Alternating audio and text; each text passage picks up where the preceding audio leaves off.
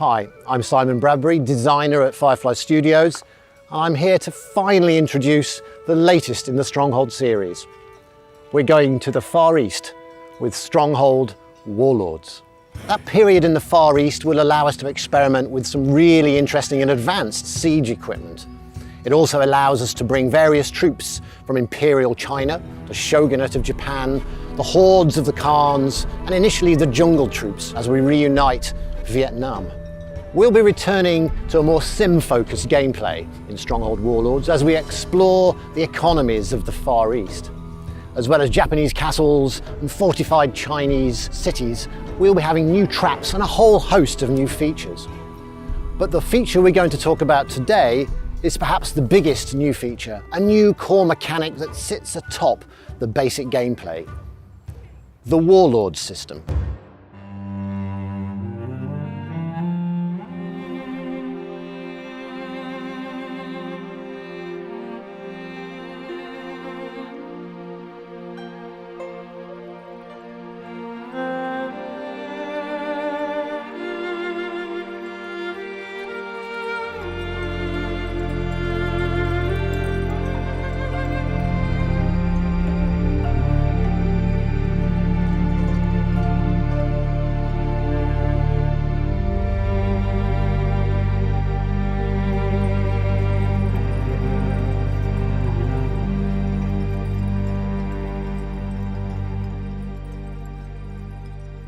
This is the Warlord system, which is the cool and exciting new feature in Stronghold Warlords.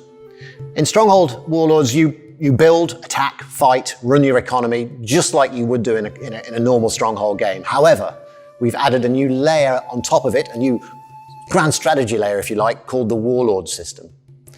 You hit spacebar and quickly you go into the Warlord screen. The Warlord's map is laid out in front of you, and here you can make some strategic decisions. Let me set one up.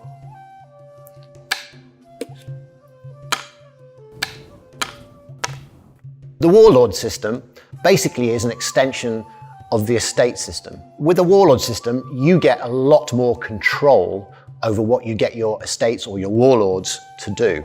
Each warlord in Stronghold, and here we have 3 types, has a unique set of abilities, a unique set of commands you can give it, and a unique set of passive buffs that he will give you for owning them.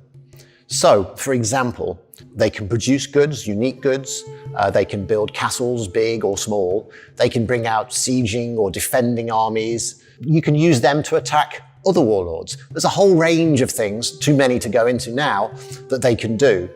And each warlord has a unique archetype, a unique set of skills. You also get to upgrade your warlords to make them stronger over time. You upgrade your warlords to give them stronger benefits by using a new resource in the game called diplomacy points. You get diplomacy points on the main map by building government buildings, emissaries and things like this. You choose the warlord you want to upgrade or the warlord you need to give a new command to, and that slowly turns possibly the tide of the battle in your favor.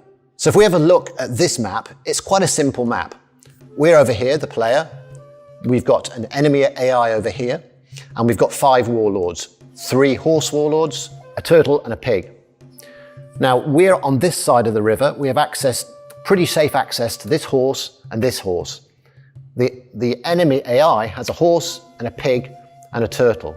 The enemy AI is probably going to go after the pig because he is the most useful in winning the game. However, we are going to go for the turtle warlord across the river.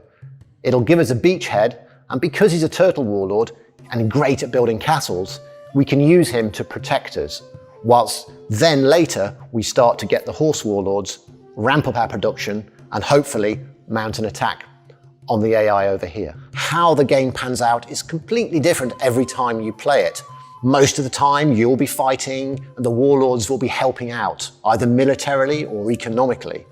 Sometimes, however, I can envisage a scenario where you could even not do any fighting at all, but just use the warlords to do the fighting for you.